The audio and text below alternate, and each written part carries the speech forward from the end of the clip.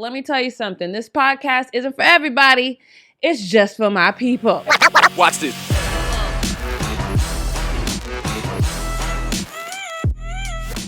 But right now, I want to get into this Spotify situation because this podcast actually airs on iTunes, iHeartRadio, Spotify, a bunch of other little podcast platforms that primarily go overseas. But Spotify is one of those platforms that I am on. So recently, you know, this COVID situation, Joe Rogan has said a bunch of the most asinine stuff ever. He's also had access to treatment that most people don't have access to after he got COVID. So some of the stuff he's saying really, in my opinion, could get people killed. But at the same time, I feel like if you're going to listen to this guy who doesn't even invest in chapstick or Carmex, then that's on you. So I don't really dig too much into what he's saying. But India Arie is one of my favorite artists. She got the whole natural vibe going, natural black girl vibe going. I absolutely love her. And I saw this on her, I believe she posted it on her TikTok, but I saw it on her Instagram. So I want you guys to take a listen because Joe Rogan has been racist. He's been racist. Dana White, been racist. And I'm not entirely sure why we've given them a pass for that, but we have. But India Arie said something so profound, and I want you to take a listen. Yeah. Guy barely speaks English. He takes us there. We get out and we're giggling. Oh, we're going to see Planet of the Apes. We walk into Planet of the Apes. We walked into Africa, dude. We walked in the door and there was no white people. I empathize with the people who are leaving for the COVID disinformation reasons, and I think that they should. I also think that Joe Rogan has the right to say what he wants to say. I also think that I have the right to say what I want to say. So as an artist who builds, Spotify is built on the back of the music streaming. So they take this money that's built from streaming and they pay this guy $100 million, but they pay us 0.003% of a penny. Just take me off. I don't want to generate money that pays this. Just take me off. That's where I'm at. I'm just going to tell a story time. I don't think I've done story time on here for a while. Story time. So again, my podcast is delivered on all those platforms. I am a big proponent of if you can do it black instead, do it black instead.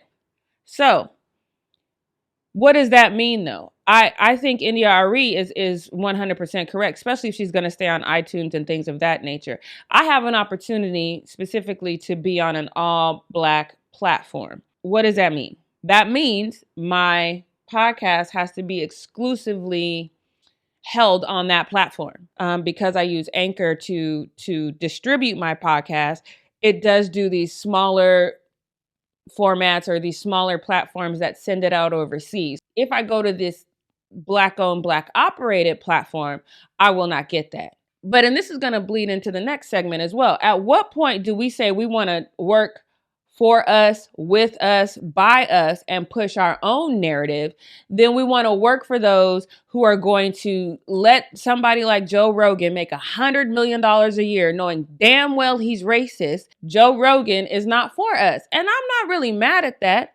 I'm not mad that he is a white dude pushing a white agenda and trying to play dumb when he says racist stuff. That is very much the norm for a lot of people. I'm not mad at that. What I'm mad at is what we'll see is somebody like Joe Rogan say racist stuff, and white people will do the same thing to us that they do about everything else. Oh yeah, police be gunning y'all down in the street all the time, but y'all need to get over that. Y'all need to just comply. Joe Rogan didn't really mean that. Let them have that. Let them say that. Let them think that. But this whole thing of we keep trying to change they damn mind, ain't y'all tired of that? Let Joe Rogan be racist on Spotify. Let them have Spotify. Let's build up our own stuff, because the reality of it is this country steals everything from us. They steal our swag, our speech, the way we talk, the way we act, our music. Y'all probably should steal some seasoning, but they steal everything from us. So when they would have to literally come to us to steal it though. And that means you got to pay us. But when we just out there giving them our product willy-nilly, then we're the ones that got to do this Whoopi Goldberg apology that we're going to get to at the end of the show. At what point it's Black History Month, y'all. Can we at least have this conversation where it's time for us to build our own everything, our own banks, our own schools, our own communities? There's not even any Black communities in this country anymore. We need to stick together at all costs. I don't know how y'all don't see that. I don't know how y'all don't see that January 6th happened, where crazy white folks get to storm the Capitol.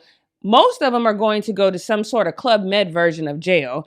And then you have white main media talking about, oh, it wasn't a terrorist attack. These are people that were trying to buck the system. Let Black folks try to buck the system like that. We will die. I'm not even being funny. We will die. And we know that. So if we're not going to buck the system that way, if we're not going to push for change that way, is there another way we can do this outside of strictly sticking together? And I mean that across the board. I've said it before. I'm going to say it again. Y'all do what you do. Y'all love who you love, but you cannot be pro-Black if you are not pro-Black family. So I'm not talking to people who think outside of that. If you are pro-Black, that means you're pro-Black everything.